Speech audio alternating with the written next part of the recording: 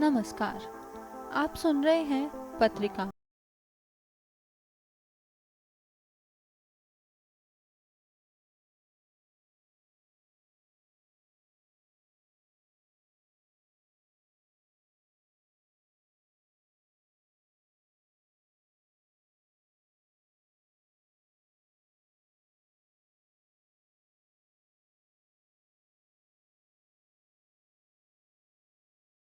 हकीम look बेटे का बुरी संगत में पड़कर अपने जीवन का बेशकीमती वक्त बेकार में नष्ट करते देख बहुत दुख होता था। ऐसे उदार मना हकीम लुकमान का जब अंतिम समय निकट आया तो उन्होंने अपने पुत्र को सीख देने के लिए अपने पास बुलाया।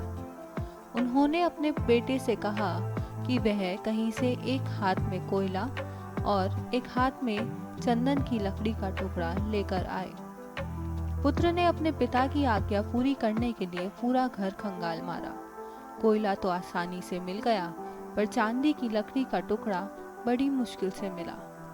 पिता की बताई दोनों वस्तुओं के मिलते ही वह उन्हें लेकर हकीम लुकमान के पास जा पहुंचा। दोनों चीजें ले आए बेटा, अब ऐसा करो कि दोनों चीजें फेंक दो।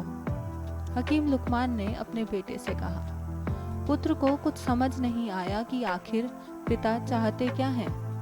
पिता के कहे अनुसार उसने दोनों वस्तुएं फेंक दी। शाबाश, अब तुम मुझे अपने दोनों हाथ दिखाओ। हकीम लुकमान ने अपने बेटे से कहा तो उसने अपने दोनों हाथ आगे कर दिए।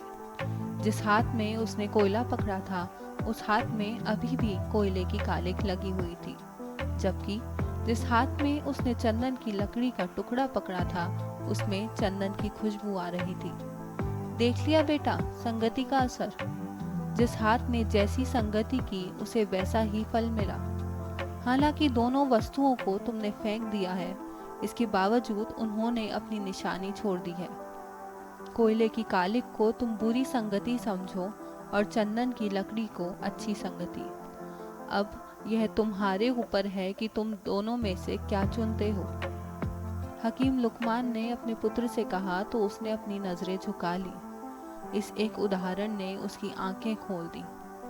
पिता की सीख मानकर उसने बुरी संगति से नाता तोड़ लिया और अच्छाई की राह पर चल पड़ा।